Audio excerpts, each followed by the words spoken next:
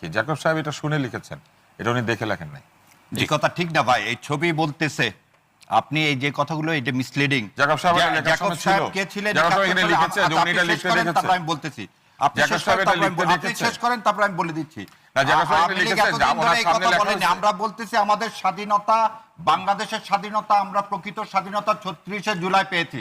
এই স্বাধীনতা যে ইন্ডিয়ার ড্রাফটেড স্বাধীনতা, এই সংবিধান ইন্ডিয়ার ড্রাফটেড, এই আমাদের কি ডিক্লারেশন? আপনি একটা কথা কেন বলছেন না? ব্যারিস্টার আমিরুল ইসলাম জানাতে মিথ্যা কথা বললো, তাহলে জ্যাকব সাহেবের এই বই আওয়ামী লীগ অন করলো, শেখ হাসিনা অন করলো, আজ পর্যন্ত কোনদিন এই বইকে কেউ লেখলো না, আপনিও লেখেননি, কেউই লেখেনি, যে এই কথাগুলো মিথ্যা, এবং কেউ বললো না। আমরা সবসময় বলতেছি কেন এবারে নির্বাচন আলাদা, সত্যর মিথ্যা কেন? গত 53 বছর যে মিথ্যা গিলানো হলো, মুক্তিযুদ্ধের নামে যে প্রতারণা করা হলো, ইন্ডিয়ার যে কলোনি করার চেষ্টা করা হলো, আমাদের দেশকে একটা করদ্রাষ্ট্র করা হলো, সেই বিষয়ে হচ্ছে আমাদের কথা। এবার